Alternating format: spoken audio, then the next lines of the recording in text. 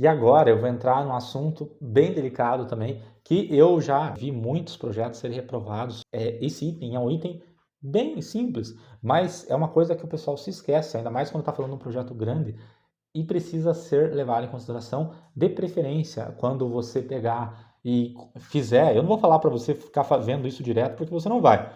Mas antes de você terminar e mandar o projeto para a Copel, dê uma revisada nisso, porque sempre o analista te pega nesse assunto, que é a relação em geral de eletrodutos. Eu vou explicar agora para vocês. Primeira coisa, taxa de ocupação dos condutores. A Copel, ela aceita para um condutor até 53% de ocupação, por exemplo, um cabo terra que está saindo do centro de medição, para 2 condutores, 31% de ocupação, e para 3 condutores ou mais, 40% de ocupação. Normalmente, a parte de cabeamento já é tabelado com a tubulação. Então, é difícil acontecer esse erro, porque você já está tabelado, mas existem situações que você pode utilizar eletrocalhas, e daí você vai ter que fazer esse cálculo e eles vão recalcular da forma deles para ver se está ok. Então tome cuidado com essas porcentagens para que você não tenha um projeto reprovado por erro de taxa de ocupação. Uma coisa importante também que gera muita dúvida, você pode pegar e colocar um tubo acima do que a Copel pediu. Então se na tabela da Copel lá, por exemplo, é cabo 10 milímetros, 3 fases, neutro e terra 10. Cabo normalmente é um cabo 10 milímetros. Qual que é o tubo indicado? No caso desse cabo, tubo de 1 polegada. Eu posso colocar um tubo de 3/4? Não pode. Posso colocar um tubo de 1 1/4, que é um nível acima do 1 polegada? Pode. Posso colocar de 2? Pode. Então você pode colocar acima, você não pode colocar abaixo. Ah, mas por que sentido tem eu colocar acima? Tem sentido. E é uma coisa que eu faço, inclusive. Pensa o seguinte comigo. Você tem, por exemplo, medidores lá, bifásicos de 50. Que tubo que poderia ser? Um tubo de 1 polegada. Beleza. Agora imagine que o teu cliente queira mudar daqui a 10 anos para um trifásico de 50, algo normal de acontecer. Você pode? Pode. Que tubo que é? 1 polegada. Agora imagine que ele queira mudar para um trifásico de 63 amperes.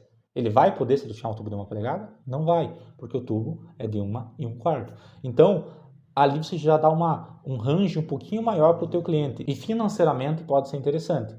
O que eu digo? Você não vai fazer esse tipo de aplicação num prédio aí de renda baixa que você está usando o limite do limite. Mas se você está usando um prédio de alto padrão, por exemplo, está um exemplo meu.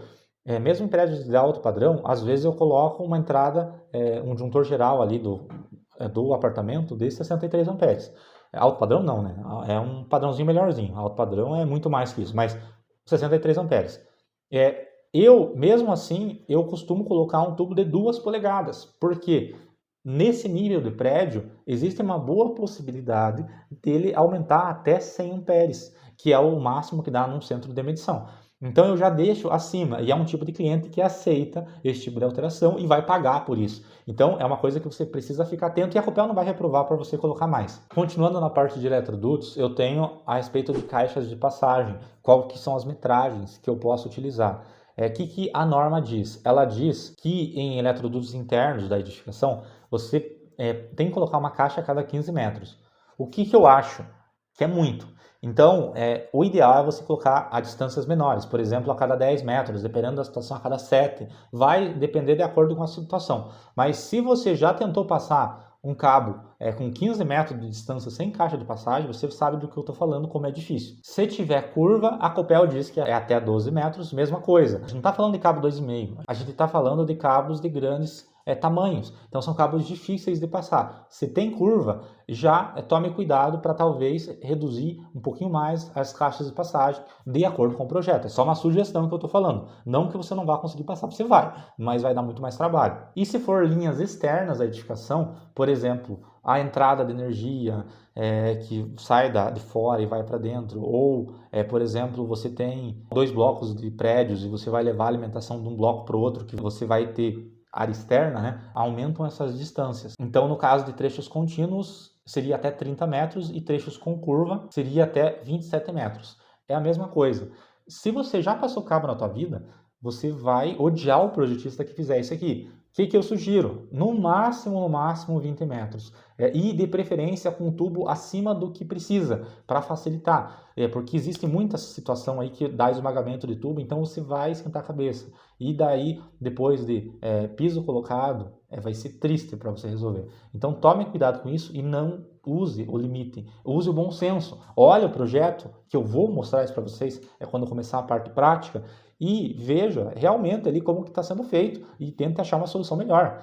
Tente achar uma solução que se coloque mais caixas. Então, cuidado com isso. E daí a gente tem a velha discussão se você pode utilizar mangueira corrugada, no caso, ao invés de tubo rígido. Antigamente, só podiam tubos rígidos. Agora, você pode utilizar mangueiras corrugadas. A Copel ela fala da linha de primeira linha.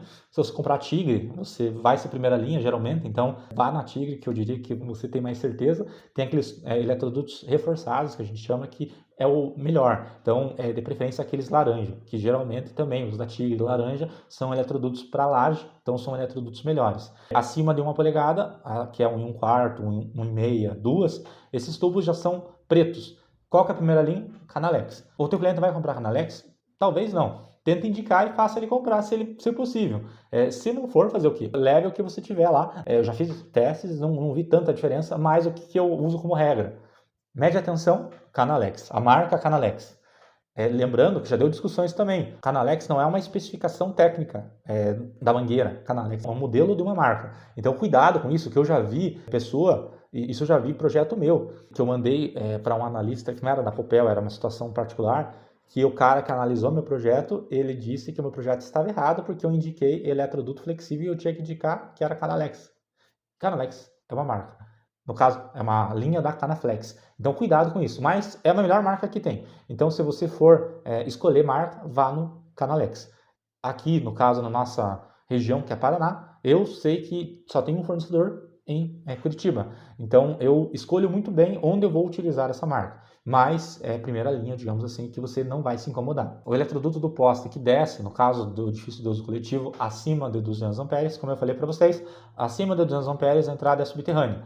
O eletroduto que desce do poste, aquele eletroduto precisa ser de aço galvanizado. Então, cuidado, não é zincado, é galvanizado. Você precisa, no caso, na parte da entrada ali subterrânea, você vai ter que apresentar a nota fiscal desses produtos. Então, cuidado em você tentar, talvez, ludibriar a Copel e colocar um tubo de ferro zincado que a Copel pode te pegar. O tamanho desse eletroduto, já começando aí com algumas especificações, tem que ser 6 metros. Então, você pode comprar uma barra de 6 metros, que eu nunca vi para vender, mas eu acho que tem. E você pode comprar 2 barras de 3 metros e emendar uma com a outra e colocar no poste. Só cuidado que se você comprar a barra, aí 2 barras, né?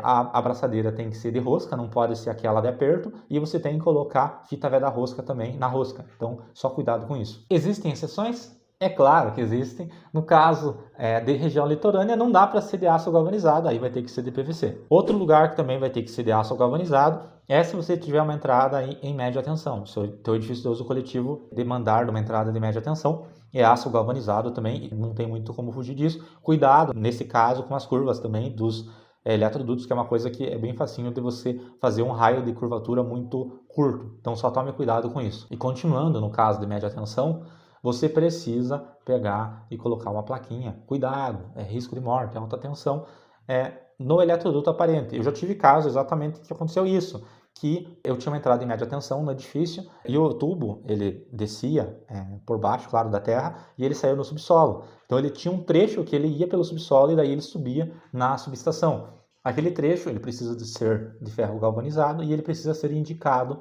que é um tubo com cabos de média tensão. Então, cuidado, tem que ter uma plaquinha indicando. É mais uma questão referente a tubos. Mais uma coisa básica que é mais difícil hoje em dia errarem, mas cuidado, não pode passar cabo do telefone, não pode passar outros cabos dentro dos eletrodutos da Copel. Não pode passar circuitos internos dentro dos eletrodutos alimentadores aí da Copel. Então, se você tem um tubo ali de 4 polegadas, saindo de uma seccionadora, indo para um centro de medição, por exemplo, e você quer aproveitar o tubo para passar, sei lá, um circuito de iluminação que vai para algum lugar lá, não pode. Tubo Copel é cabo Copel. Saiu do centro de medição, é tudo tubo particular, você faz o que você quiser, de preferência separado também. E aqui vai mais um erro que já virou meme, se vocês curtem canais de elétrica, eu tenho certeza que vocês já viram, que é a respeito da separação dos cabos dentro de um eletroduto. que acontece? No caso da norma Copel, você tem, por exemplo, um centro de medição de 400 amperes. Você vai ter 2 cabos por fase 120 milímetros. O que acontece? Cada eletroduto precisa ser passado um circuito completo. 3 fases, neutro e terra, 3 fases e neutro. E no outro tubo, 3 fases e neutro. Não são as mesmas fases. São a fase A, fase B, fase C e o neutro num tubo, fase A, fase B, fase C e neutro no outro tubo. Você não pode, por exemplo, passar 2 fases, a mesma fase, num tubo e as outras 4 fases no outro. Isso não pode acontecer. Você precisa pegar e tomar muito cuidado com isso. Já viu alguns memes quanto a isso na internet. Por exemplo, você tem 3 cabos por fase, o cara passa a fase A num tubo, a fase B no outro e a fase C no outro. Então cuidado com isso, porque não é permitido e obviamente a Copel vai reprovar e ainda vai tirar sarro da tua cara, porque é uma coisa básica, mas tome cuidado com relação a isso. Então, os cabos têm que ser passados em trifólio, ou seja, os cabos um em cima do outro ali amarradinhos, de preferência, né? E esses cabos têm que ser os circuitos completos. Por hoje, é só. Eu acredito que eu já falei sobre várias características. Como eu disse, eu vou apresentar isso também em projeto. Então, se você gosta desse tipo de assunto, aguenta essa parte mais teórica, porque eu vou fazer um projeto junto com vocês, mostrando passo a passo como que faz e aplicando o que eu estou falando. Eu preferi, como eu disse no vídeo anterior, fazer, no caso dessas videoaulas, uma coisa mais voltada aí a uma videoaula mesmo, começando do zero, falando coisinha por coisinha por coisinha, para daí ir aprofundando. Eu tenho muitos vídeos meus que eu jogo direto na prática. No caso desses vídeos, eu estou tentando fazer uma coisa um pouquinho, talvez, mais profissional, para ajudar principalmente aí a estudantes ou a quem quer fazer um projeto perfeito. Eu espero muito que vocês tenham gostado. Se tiverem alguma dúvida em relação a isso ou em relação a qualquer coisa de edifício de uso coletivo, comenta aqui embaixo que eu tento responder todo mundo. E muito obrigado por assistir até aqui, obrigado pelo apoio e até a próxima.